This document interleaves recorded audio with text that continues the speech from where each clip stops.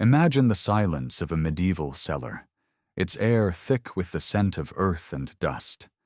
The year is 1347, the very edge of Europe's darkest century. Outside, famine gnaws at villages, war rages across kingdoms, and the Black Death begins its slow, merciless march. For peasants and lords alike, survival depends not on gold, nor on armies, but on food. Food that could endure the long winter, the endless siege, or even the passage of generations. In the flicker of a torch, shelves emerge from the shadows, lined with barrels, jars, and sacks. Some of these foods, astonishingly, could last not merely years, but centuries. The medieval world was one of constant uncertainty. A poor harvest could doom an entire village, while war might burn the fields before a single ear of wheat was cut. Disease swept through herds and flocks, leaving larders empty. To live in such a world was to be at the mercy of forces beyond human control. And so, necessity forged innovation. From the humblest peasant's hut to the grandest monastery, people learned to preserve food not only for months, but in rare cases for lifetimes. The need for lasting food was not only practical, but deeply spiritual. Monks saw in their provisions the providence of God, a sacred duty to guard the community from hunger. Lords stored grain in fortified keeps, treating it as the lifeblood of their lands. Even the poorest farmer clung to a sack of salt or a jar of honey, as if it were a shield against death itself. Food was survival, but more than that, it was hope. Picture a fortress under siege, its gates battered by enemy rams. Weeks turn to months, and still the defenders endure. Why? Because hidden beneath their feet lie barrels of salted fish, sacks of dried grain, jars of honey sealed tight. In these humble stores lay the secret to defying an enemy's hunger games. The castle might burn, but the food within the stone walls could outlast the fire, and sometimes even the men who guarded it. And what of the monasteries, those islands of order amid chaos?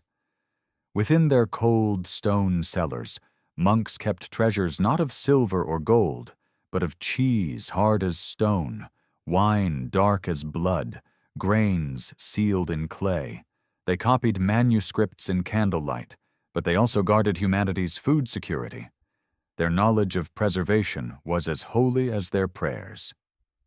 In those shelves lay a silent promise that when famine struck, not all would perish. For the poor, survival meant something different. A single loaf of dark rye bread, dried hard as iron, could be soaked in broth and stretched for days. A pot of pottage simmered endlessly, with scraps added day after day, turning necessity into endurance.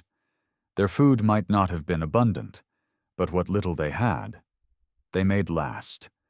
And in doing so, they carried their families through winters that seemed endless.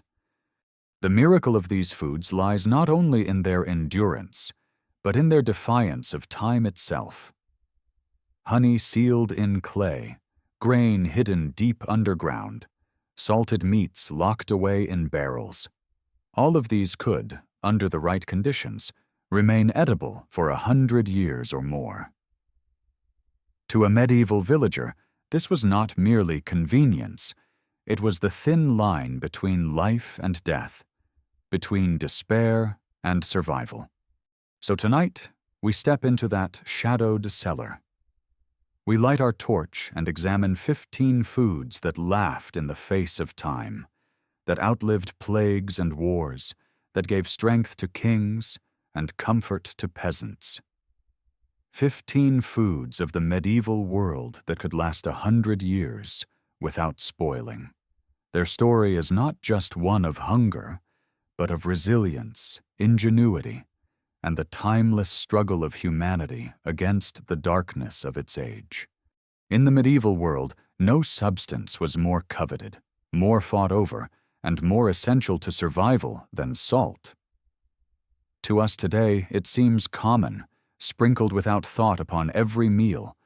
But to a peasant in the 12th century or a king upon his throne, salt was life itself, white gold, a mineral more precious than silver, for it held the power to preserve food against the endless march of time. Without it, fish rotted within days, meat spoiled before it reached the table, and armies starved before battle. With it, food could endure for years, even generations. Salt was more than a seasoning. It was the cornerstone of preservation. When layered thick over meat or fish, it drew out the moisture, creating a hostile desert where bacteria could not survive. Whole herring fleets of the North Sea owed their existence to salt, transforming perishable fish into a commodity that could travel across kingdoms. Soldiers on crusade marched with barrels of salted pork and dried cod, their sustenance as vital as the swords at their sides. A fortress under siege might crumble, but if salt stores held, its people could endure long past their enemies' patience. The control of salt shaped medieval politics and economies. In Salzburg, the very name meant Salt Castle, a city that grew rich on the back of its gleaming mines.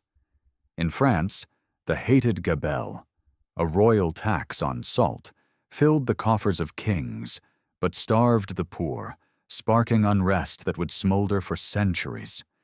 Even distant Venice, mistress of the seas, built much of its wealth upon salt, trading it with grain and spices across the Mediterranean.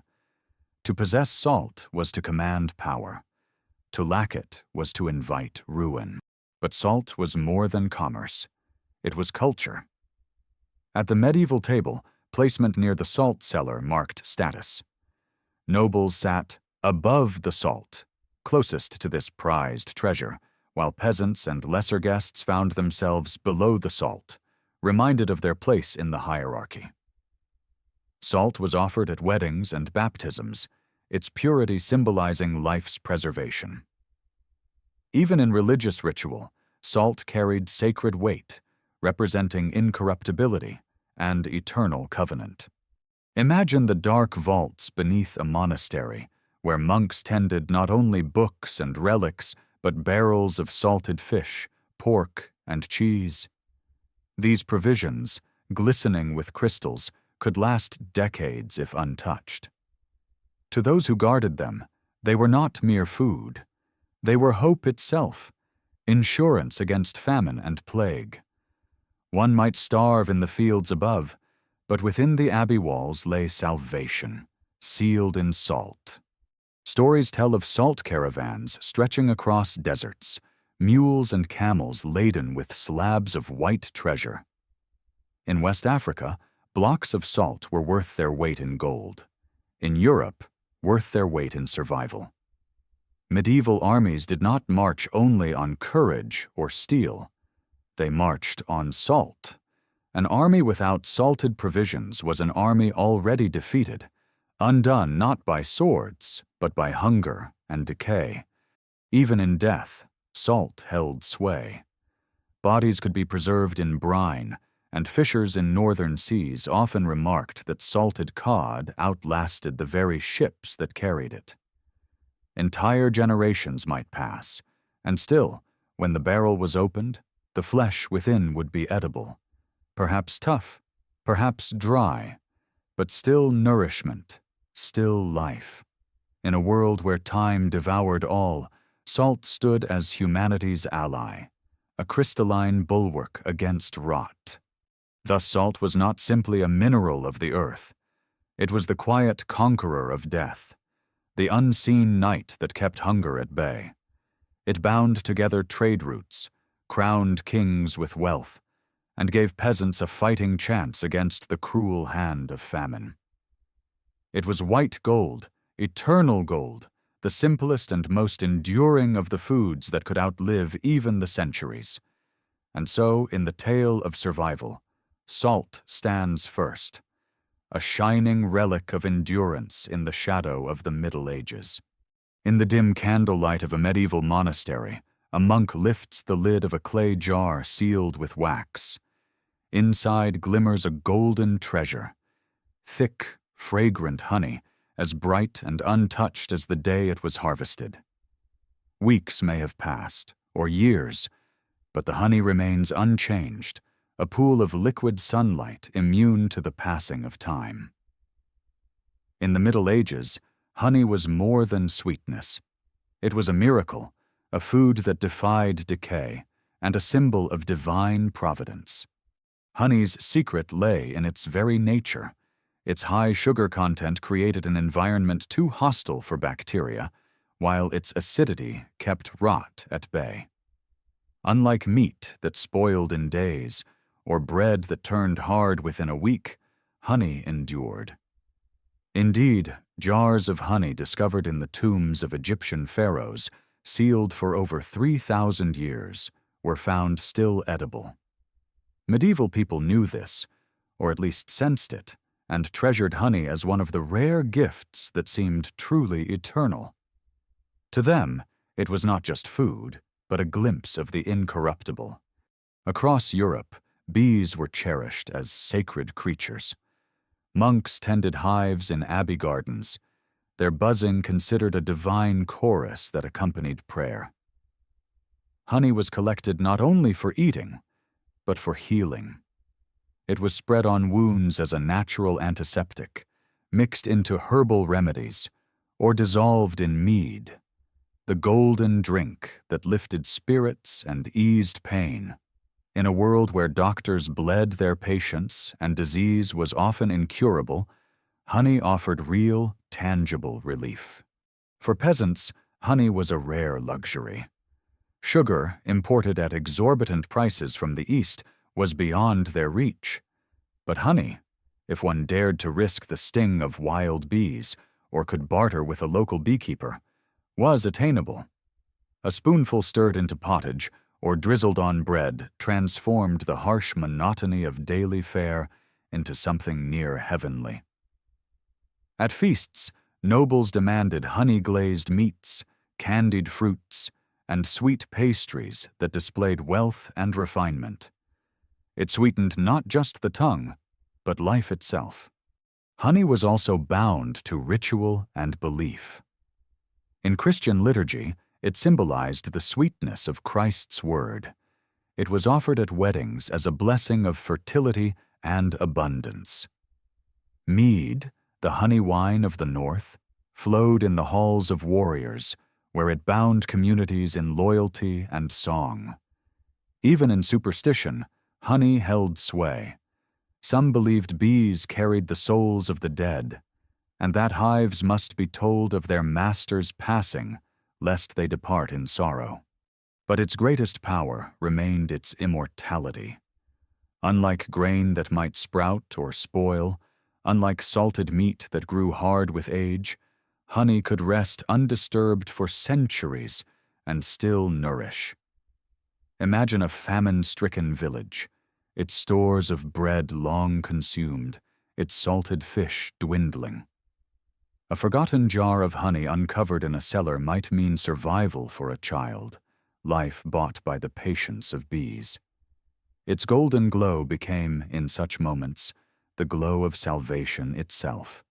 Trade in honey-shaped economies as well. Regions with fertile meadows and thriving hives prospered, supplying both food and wax. Wax was nearly as prized as the honey, fueling the candles that illuminated cathedrals and abbeys. To control the bees was to control light and sweetness in a darkened world. Lords demanded tithes in honey or wax. Peasants guarded their hives as fiercely as their livestock. It was wealth that buzzed and hummed in the fields. Thus honey was eternal, a bridge across generations. It united feast and famine, faith and survival, luxury and necessity. In the long winter of the medieval age, it stood as a rare comfort, a reminder of the summer sun captured and preserved in amber. Even now, its jars endure, silent witnesses to centuries gone by. In the story of foods that defied time, honey shines as the sweetest and most enduring gift of all, a golden promise that life could outlast the darkness. In the stone vaults beneath monasteries and castles, barrels slumbered in the dark. Some were filled with wine, others with beer, others still with sharp, pungent vinegar. To the medieval mind, these were not merely drinks. They were liquid fortresses against decay, sustenance that could endure not just months, but years, sometimes generations. Where fresh water turned foul within days, these liquids defied rot. They were the lifeblood of feast and famine alike, proof that even in an age of hunger, some things could endure. Wine held pride of place. Made sacred in the Christian Mass, it was considered not only a drink, but the very blood of salvation. The monasteries of Burgundy and Champagne perfected the craft of winemaking, storing vintages that grew finer, not worse, with time. A barrel sealed in the cool earth of a cloister cellar could last for decades, its flavor deepening, its body thickening. For kings and nobles, opening an aged cask was as much a display of power as wearing a crown of jewels. Wine became status, faith, and endurance in liquid form. Beer, meanwhile, was the drink of the people. In the north of Europe, where vineyards were rare, barley and hops reigned supreme. Alewives, women who brewed beer in small cottages, supplied villages with daily drink. Unlike water, beer was safe, its alcohol killing the invisible poisons of the stream. And unlike bread, it could endure. Kept in sealed barrels, strong beers could last for months, even years, providing steady sustenance when other foods failed. A loaf of bread might rot, but a barrel of beer was a fortress of nutrition and morale. Then there was vinegar, born from wine turned sour. What might seem spoilage to us was, to medieval cooks, a gift. Its sharp acidity preserved vegetables, fruits, and meats, locking them in jars that endured long after harvests ended. Pickled onions, salted cucumbers, fruits steeped in vinegar. All these could be found in the larders of monasteries and manors. In times of want, vinegar transformed otherwise rotting stores into edible, sometimes even delightful food. It was survival disguised in bitterness. Together, these liquids wove themselves into every layer of medieval life. Soldiers carried barrels of beer into battle, their courage steadied by liquid bread. Pilgrims walking to Santiago de Compostela drank thin wine or vinegar-diluted water to sustain themselves across miles. Nobles filled banquet halls with goblets of red and white, while peasants toasted in wooden mugs, their laughter carrying through smoky taverns. In every cup, there was endurance, a small defiance of time's cruelty. The cellars themselves became symbols of stability. Beneath castles, monks and lords built cavernous halls of stone, where temperature and darkness conspired to keep barrels cool. These places were more than storage. They were sanctuaries of survival. When famine came, the bread might grow scarce, but the barrels remained, waiting to be tapped. When siege tightened its grip, the wine sustained not only the body but the spirit, a reminder that hope, like wine, could be preserved. To medieval society, these drinks were more than practical. They were mystical. Wine linked heaven and earth. Beer became a daily miracle of grain and water. Vinegar embodied the duality of life and death. They represented both celebration and endurance. A feast could not be imagined without them, yet they also carried communities through the bleakest winters. The people of the Middle Ages may not have known chemistry, but they understood with deep instinct. Here were liquids that did not die.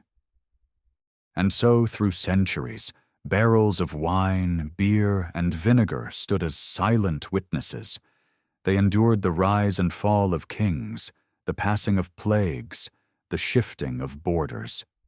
In the tale of foods that could last 100 years without spoiling, they remind us that survival was not only about filling the belly, it was about preserving joy, faith, and community, drop by enduring drop.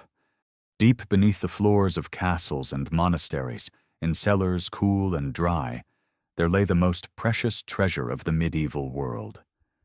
Not jewels, not gold, not relics, but sacks of grain, wheat, barley, oats, and rye. These humble seeds were the foundation of survival, the true wealth of kingdoms.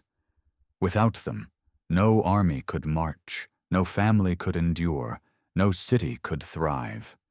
Grain was more than food. It was the guarantee of tomorrow, a promise that hunger would not win. The endurance of grain was its greatest gift. Properly dried and stored in sealed jars, wooden bins, or clay pots, it could last not merely months, but decades. There are chronicles of sieges where grain sealed in stone vaults sustained defenders for years, their enemies baffled as starvation never came. In monasteries, monks guarded granaries as fiercely as libraries, for both were vessels of civilization. Knowledge could outlast ignorance, and grain could outlast famine. Together, they were humanity's shield. Grain was currency as much as sustenance. A lord's wealth was measured in how many harvests he could store, how many winters his people could endure. Peasants paid their tithes not in coin, but in sacks of rye or wheat, handed over to the church or manor. Armies demanded grain for bread as urgently as they demanded steel for weapons.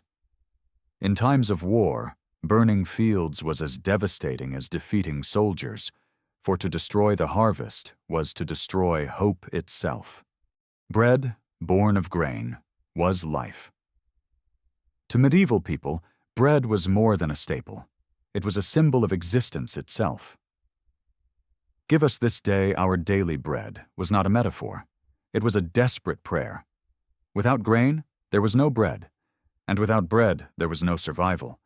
The poor ate coarse black rye bread, hard as stone, while the wealthy dined on fine white loaves. But whether noble or peasant, grain was the thread that stitched all society together. During sieges, grain became both weapon and shield. Chronicles tell of starving armies hurling rotting carcasses over walls, but within those walls, defenders clung to their sacks of wheat. Ground into flour, baked into loaves, boiled into gruel, grain could be transformed into countless forms of nourishment. Unlike meat or vegetables, it did not spoil quickly, and with careful vigilance, it could remain edible for generations. A sack of barley could wait silently in the dark for decades, only to be ground into flour when famine struck. Grain also carried with it stories of faith and ritual. At harvest festivals, villagers celebrated with loaves baked from the first cutting, thanking God for provision. Bread blessed at church was believed to carry protective power, and crumbs from holy loaves were kept as charms. Even the act of breaking bread together was sacred, a bond of kinship and peace. Grain was not just survival, it was community, belief, and the rhythm of the seasons embodied in seed. Economies rose upon grain. The Hanseatic League carried it across the seas, merchants grew rich in its trade, and kings taxed it mercilessly. Wars were fought not only for thrones, but for fertile fields. In the chronicles of famines, the lack of grain is described in language of despair: empty markets, starving children, bread baked with sawdust or weeds. But where granaries were full, life continued. Grain was the difference between a village's ghostly silence and its laughter. So it was that these tiny kernels, fragile yet enduring, became the most reliable ally against time. Stored in silence, they slumbered like seeds of resurrection, waiting to spring to life when called upon. In the tale of medieval foods that could last 100 years, grain stands among the greatest. For in each sack, each jar, lay not only calories, but the promise of survival, the heartbeat of an age that endured in shadows, because it had the wisdom to preserve the simplest, most vital treasure of all. In the smoky kitchens of medieval cottages, where the hearth fire never truly died, one pot often hung eternally over the flames. Into it went scraps of vegetables, bones when they could be spared, and most of all, beans and peas, dried hard as pebbles, waiting to swell into sustenance. For the common folk of the Middle Ages, dried legumes were not merely food, they were salvation. Cheap, durable, nourishing. They carried peasants and pilgrims alike through famine and plague. The endurance of beans and peas lay in their dryness. Once harvested and left to harden in the sun, they could be stored for years, tucked into sacks and kept in dry lofts. Unlike meat that spoiled or bread that turned stale, beans could rest untouched for decades, only to return to life with water and heat. They were as close to immortal as food could be, silent guardians against hunger, waiting in the shadows of barns and granaries. To the poor, they were the meat of the field. A peasant might never taste pork or beef in a given year, but beans gave them the protein they needed to endure hard labor. Lentils, chickpeas, broad beans, and peas boiled into thick stews filled bellies when nothing else could. Children grew strong not on venison or fine bread, but on humble legumes simmered for hours over low flames. In their simplicity lay the endurance of entire villages. Monks, too, depended upon them. Bound by vows of abstinence from meat, monasteries relied on beans and peas as staples. Chronicles describe endless meals of pottage, thick, earthy stews into which beans were stirred, day after day. To modern eyes, monotonous perhaps. To medieval monks, it was divine sustenance, a gift from God that endured not just seasons, but centuries. The hum of prayer and the bubbling of beans often filled cloisters together, two rhythms of survival. Legumes were also food for journeys. Pilgrims bound for Santiago or Rome carried dried peas in small sacks, knowing they would not spoil on the long, uncertain road. Soldiers marched with beans among their rations, sometimes eating them raw in desperation, sometimes cooking them into thick porridge when fires could be lit. Where bread crumbled and meat decayed, beans endured. They were survival in its most portable form. Their importance was such that famine years are often measured by the scarcity of beans. In times of shortage, chroniclers speak of people grinding beans into flour, mixing it with rye or barley to make crude loaves. In siege accounts, peas stored in cellars kept entire towns alive when fields outside lay burned and barren. Where beans were found, hope remained. Where they were absent, despair reigned. Beyond survival, beans shaped culture. During Lent, peas and beans were consumed in place of forbidden meats, their earthy flavors tied to spiritual discipline. Feasts of humble legumes became reminders of both poverty and endurance, a recognition that the simplest foods could sustain both body and soul. Legends even speak of saints feeding the poor with nothing more than a pot of peas, miracles born of endurance rather than abundance. Thus, beans and peas were more than food. They were lifelines, seeds of endurance that bridged generations. In their hard shells, they carried the memory of summer harvests into the depths of winter. In their silent dormancy, they defied the passage of time. And when at last they were boiled and eaten, they brought not only nourishment but the reminder that survival is built not on luxury, but on resilience. Among the foods of the Middle Ages that could last 100 years, none carried such quiet dignity as the beans and peas, the humble, enduring protein of the poor. In the bustling markets of medieval Europe, where the cries of merchants echoed against timbered stalls, few goods shone with the allure of dried fruit. Golden raisins, dark figs, wrinkled dates, and candied plums glimmered in baskets as though touched by the sun itself. To the common villager, they were rare treasures, glimpsed only at feast days. To kings, nobles, and wealthy merchants, they were the jewels of the table, luxuries that could endure not for weeks, but for decades, even centuries, without spoiling. The secret of their endurance lay in simplicity. By drying fruit in the heat of southern skies, or in the smoke of hearths, moisture, the breath of rot, was banished. What remained was sweetness locked in leathery skin, resistant to time. Without water, no mold could thrive, no decay could take hold. Dried fruits could travel by ship and caravan across continents, carried in sacks that crossed mountains and deserts, still edible when they arrived months or years later. In some cases, carefully stored, they remained good for generations. These foods carried with them the scent of faraway lands, dates from the oases of North Africa, figs from the groves of the Levant, raisins from Spain and Sicily, all were woven into Europe's diet by the threads of trade. The Crusades brought not only bloodshed, but also taste for the East, and knights returning from the Holy Land carried stories of fruits that seemed almost magical in their longevity and sweetness. Soon, caravans along the Silk Road and fleets upon the Mediterranean ferried dried fruit into Europe's hungry hands. In monasteries and noble kitchens, dried fruits became more than food.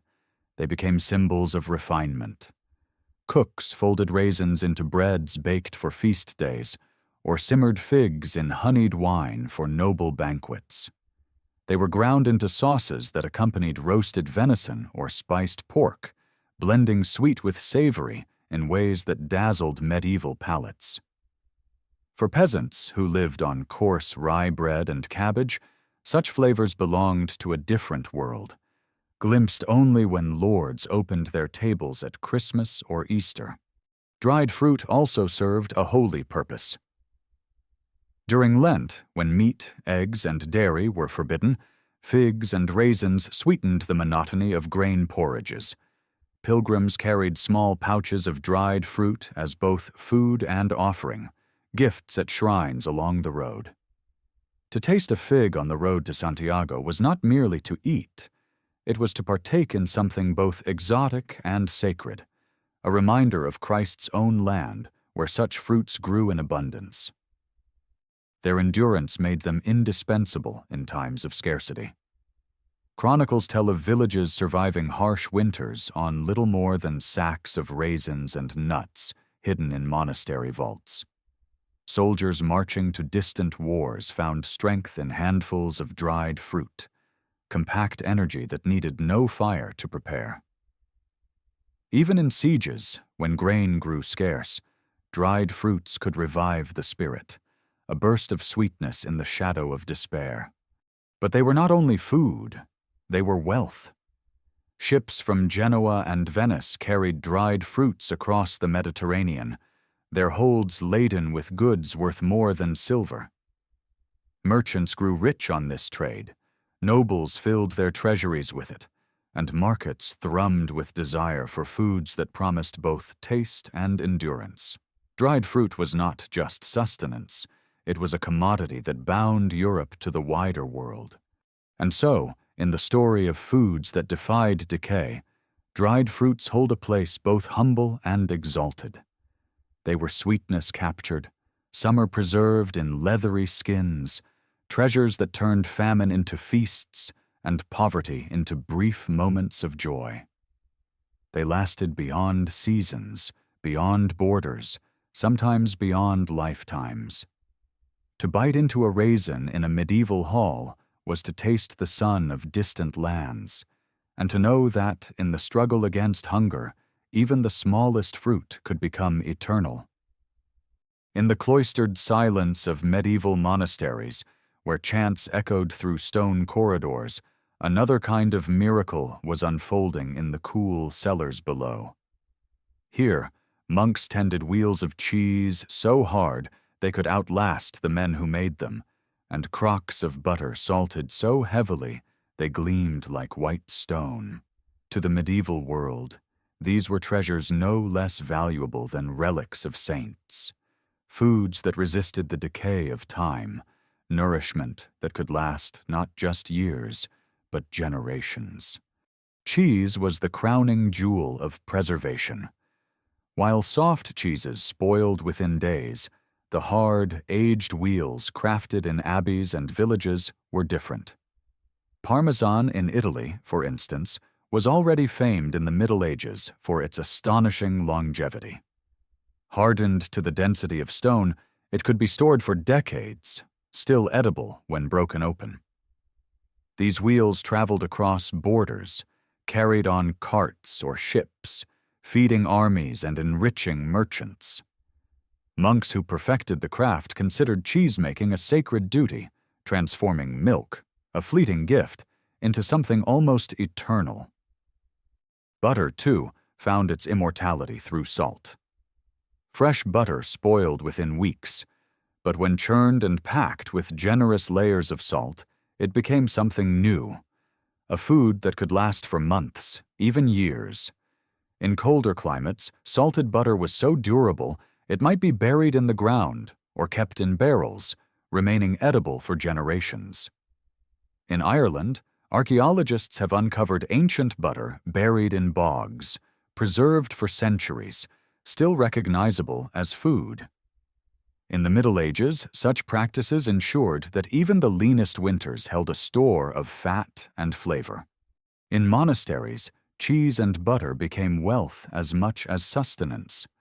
Monks traded wheels of cheese with merchants, sent salted butter to noble households, and used both as currency to pay tithes or secure alliances. Cheese especially held pride of place, considered by some abbots as white gold, the product of divine patience and human labor. A single wheel might feed dozens in famine, or enrich a feast when sliced before honored guests. For peasants, cheese and butter were luxuries when fresh, rarities when aged. The poor might survive on thin pottage and black bread, but the taste of a crumb of cheese could transform a meal into a feast. Salted butter, spread sparingly on coarse rye, was a reminder of plenty even in times of want. Children remembered such flavors all their lives, rare moments of richness that broke the monotony of survival. Travelers and soldiers depended on these foods. Hardened cheese, though tough to chew, could be grated into stews or softened with heat, bringing nourishment far from home. Salted butter provided fat and calories, vital in a world where labor drained the body. In crusader camps, knights and peasants alike ate cheese that had traveled across seas, its flavor carrying the memory of Europe into the dust of distant lands. These foods, portable and enduring, were the quiet companions of conquest and pilgrimage. Beyond the practical, cheese and butter carried spiritual meaning.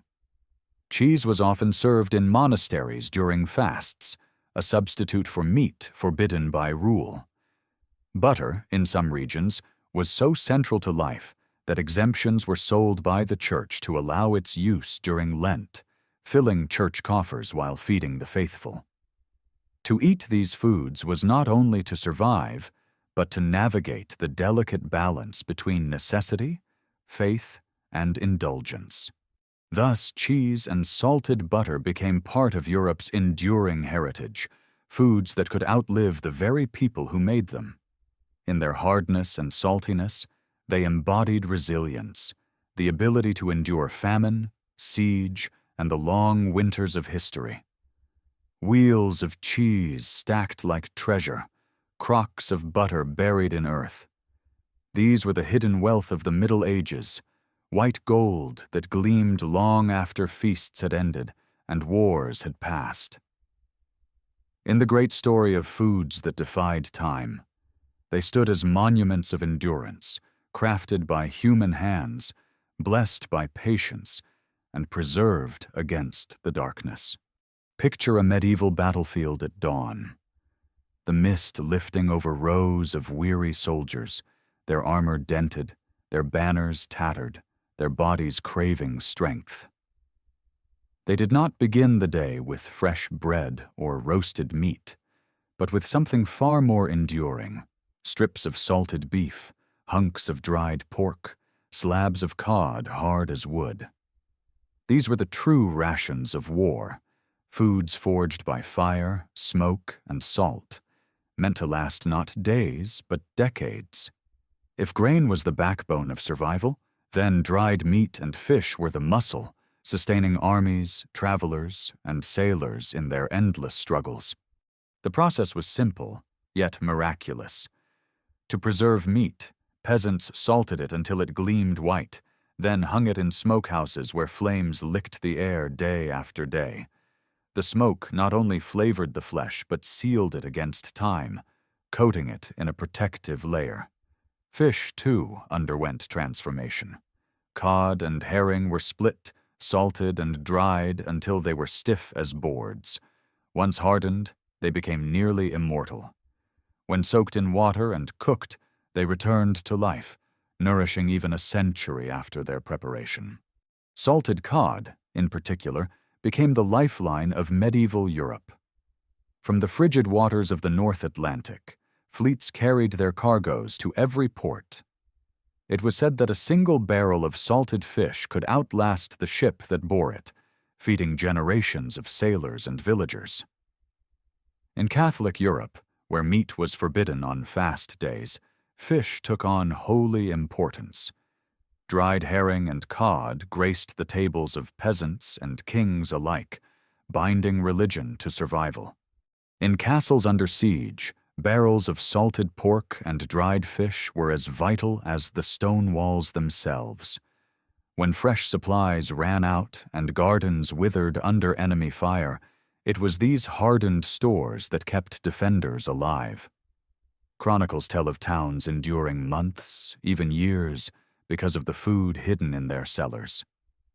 Each bite of leathery flesh was not just sustenance, it was defiance, a refusal to surrender. On long journeys, too, dried meat and fish became companions. Crusaders marching toward Jerusalem packed their carts with salted pork and fish. Sailors crossing storm-tossed seas gnawed on dried cod, their strength bound to its unyielding fibers.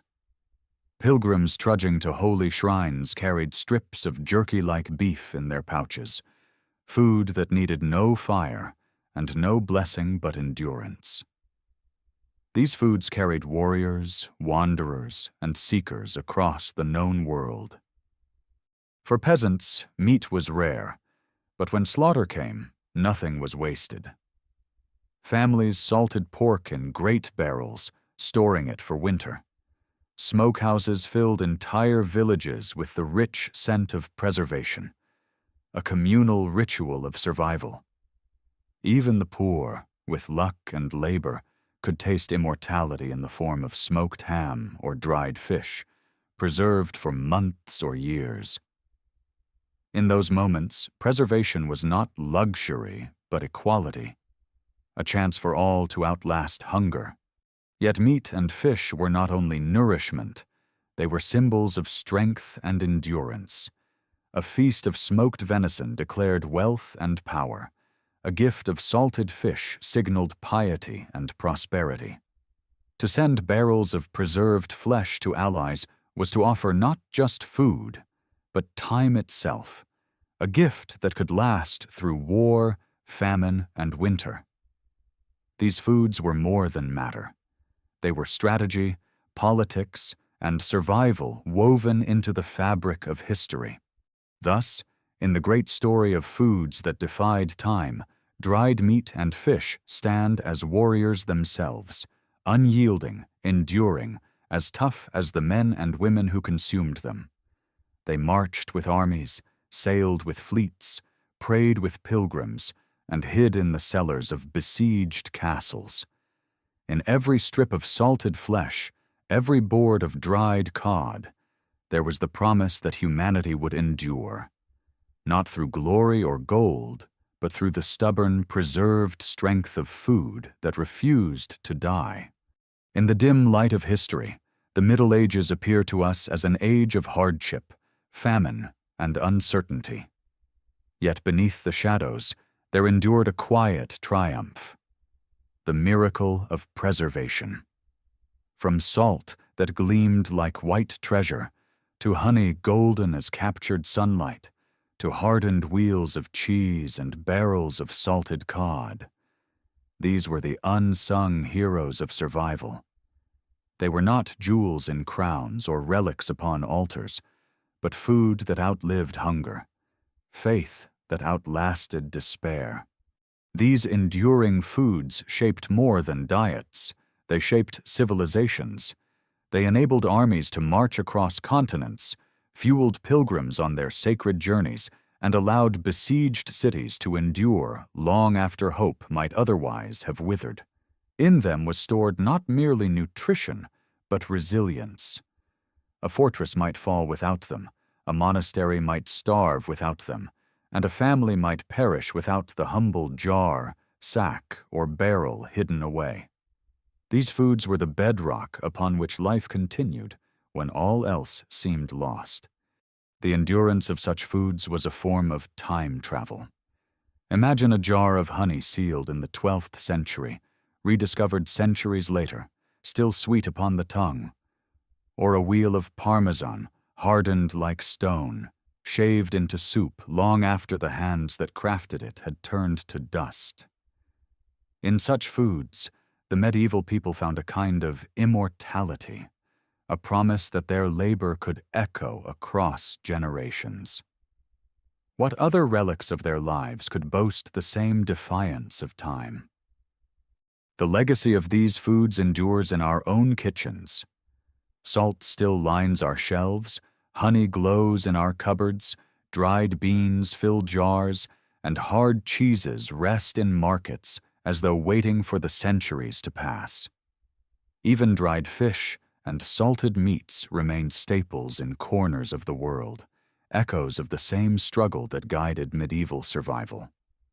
What once was necessity has become tradition, a thread of continuity that binds us to those who lived and endured 1,000 years ago. There is also symbolism in their survival. Honey, incorruptible, became a symbol of sweetness eternal. Salt, unyielding, the emblem of preservation and purity. Dried grains and beans, unchanging in their dormancy, stood for patience and promise. To eat these foods was not only to live, but to participate in a cycle older than memory, one in which nature's gifts, wisely kept, could conquer famine, time, and even death itself. In feasts, these foods became celebration. In famine, they became salvation. They blurred the line between luxury and necessity, between survival and ritual. Dried fruits sweetened the tables of kings, while beans simmered in the pots of peasants, yet both endured equally. Salted pork fed crusaders on distant battlefields, while butter preserved in earthen crocks sustained farmers through bitter winters. All shared in the miracle of foods that time could not conquer. And so the tale of 15 medieval foods that could last 100 years without spoiling is more than curiosity. It is testimony. It reminds us that survival has always been a delicate balance between ingenuity and endurance. The people of the Middle Ages, facing hunger, war, and plague, reached into the earth, the hive, the sea, and the field. and drew from them foods that could endure longer than their fears. In doing so, they wrote a hidden chapter of history, one not of kings and knights, but of salt, honey, grain, and smoke. Perhaps the truest lesson is this, that civilization itself was preserved as surely as meat in smoke or fish in salt. These foods carried not only calories, but culture, faith, and hope. They stood silently in cellars and pantries, waiting for the call of need, defying the passage of centuries. And even now, when we taste them, we taste more than survival. We taste resilience, the enduring spirit of humanity in the face of darkness. In every grain, every drop, every hardened rind, the Middle Ages whisper to us, life endured because food endured.